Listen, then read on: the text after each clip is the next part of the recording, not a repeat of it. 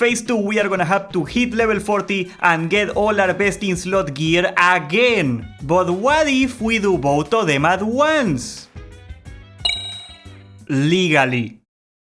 This is the best route to hit level 40 as fast as possible while you get all the dungeon gear. Now let me tell you before we go over Scarlet Monastery that you can start at level 25 farming Razor Fang Crawl. It is possible because you got the new runes and all the stuff. You can clear it, people clear it now for the epic BOEs and stuff. I wouldn't say it's worth it. If I were you, I would wait until level 30 so I can do all the quests there. There is, however, a lot of really cool loot in there. There is like the Tusken Helm, it has a bunch of damage stats for melee. There is Corpse Maker, it's a really nice axe. If you can get it, that's probably the only good reason to go there. There is also like a dagger or something, and Avenger's Armor, that's a decent chest piece, and that's pretty much it. Sadly, there is absolutely nothing for casters in this dungeon, so I would probably skip it if I were you. The only good reason I see to farm in this place early is to get a Corpse Maker early on, so you can skip getting the Whirlwind Axe, because that warrior quest is a pain in the butt. Or if you're a shaman or something that cannot get it, that too. Now, as you guys know, the real fun starts at level 28, and this is the main reason that I wanted to make this video. We are gonna get the original vanilla Scarlet Monastery in all its glory, and all you gotta know about it is that it is basically the fastest speed leveling in vanilla. They are spammable, they are packed with mobs, the gear is top notch, and a lot of your best in slot is gonna be here. And best of it all, it is right next to Undercity. Gee, I guess it would suck to be Alliance right now, wouldn't it? Maybe they will introduce a portal to the Scarlet Monastery or something, I don't know. It seems unlikely that they would put it there for the whole tier and like not make it a little easier for the Alliance to be there. I bet they are probably gonna make it a little easier with something. Although, if that's not the case, some warlock hiding in the corner of Scarlet Monastery selling summons is gonna make a killing.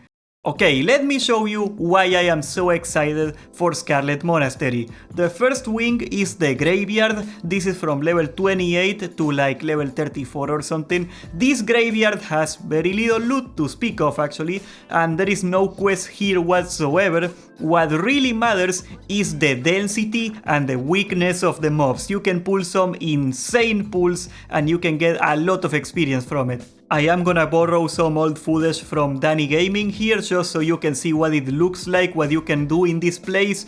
He still makes videos to this day, so I'm gonna put it in the description, you can check him out. Can you just imagine how much better AoE you can do with these runes now? Just imagine getting now a shaman tank or a paladin tank and just getting a bunch of warlocks there and a mage healer or two, and you just nuke everything. The one hard pull in this place is in the last crypt. You gotta send in the tank alone and make him pull everything that he can without getting dazed, and he has to come back up before he dies, which is kind of a hassle. Of course, the best way to pull this whole place is to get an Eye or Killrog or a pet with Eyes of the Beast and just send it in and pull everything with it. As you know, when your pet or the eye dies, the aggro is gonna go to you. So if you pull a mob all the way at the back of the dungeon, he's gonna chain pull everything on the way to you, and that's how you get a big pull. And yes, I know the mages are loving the face tanking build, but no, this time you really gotta get at least one frost mage to control the mobs. If you go in melee range of the big pulls, you are gonna die. You can maybe get away with like a slowing trap from a hunter or an earthbind totem, but I would probably just get a frost mage. Personally, as a warrior and druid player, I love doing spell cleave because all I gotta do is taunt the mobs every so often. The mages do all of the work for me and I got full reserve on all the melee loot. However, you can also melee cleave everything efficiently, although at the cost of making smaller pools for it. There is a lot of promising classes for melee cleaving now. There is warriors, there is shamans, there is paladins. They are all pumping right now. They do pretty good on this. And you can even take a mage healer or two just to keep everybody up at the same time as the AoE, because the demand for healing is not very high, so you can get away with something like that. The thing you gotta remember is that whether you go spell cleave or melee cleave, you gotta commit to it, okay? Either take 4 melees or take 4 casters. If you half-ass it, you're gonna have to drink every pull, and at the same time, you are not gonna be able to do the big pulls that justify the drinking, and that just sucks. Okay, PSA over, just get your spell clip or melee clip together, I don't care. And this is gonna be easily 60k experience per hour. As I said before, the loot in the graveyard sucks kachonkers, but there is some notable exceptions. There is some rare elite mobs that drop a lot of cool stuff here. They do not spawn every time, but they are pretty good. The Necrotic Wand is a really nice wand. There is some cool Warlock pants here too. There is also some melee ring from Iron Spine and a decent two-handed sword from the champion. You can also take that. Now level 30 we can finally get some of the quests in. In Alliance they can get a quest from the Hall of Explorers in Ironforge, while the Horde can get the Hearts of Seal quest in Undercity in the Apothecarium, and they can also get the Compendium of the Fallen quest in Thunderbluff. The rewards are not particularly good, but experience is experience. These 3 quests take place in the library wing, and they all involve picking up a book. They didn't get very creative for it, did they? The library is a short wing too. It is full of really annoying casters that it's hard to pick all of them up at once. That means that melee cleaving is usually better for this wing in particular, especially if people are kicking spells and just dragging mobs properly. The cool guy of the dungeon is this guy, Houndmaster Loxy. This guy drops this dog whistle. You can summon 3 dogs to fight for you. It is really good, but no, you cannot use them for parses. They already nerfed it. You cannot show in Warcraft logs with it. It's still really fun in PvP though. The loot here is also terrible. Loxy drops a really cool melee staff, and there is a dagger, and there is a staff for casters, but nothing better than the BFD loot yet. The place with the big box is the Armory. This place is from level 32 to like 39. It is full of stackable melee mobs, very easy to pull. There is some of the best loot in the game here. The last quest that you can get for Scarlet Monastery starts here. You can get it at level 33. The quest to kill all the bosses from the library, the cathedral and the armory from Barimatras in Undercity.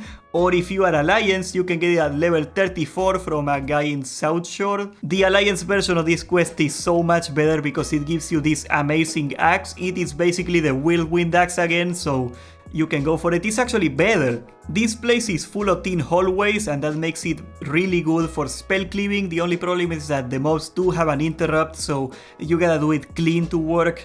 You can get the Scarlet Monastery set from the trash mobs here. It is male DPS in gear. The only cool thing about it is that if you get 6 pieces, you can get 1% hit.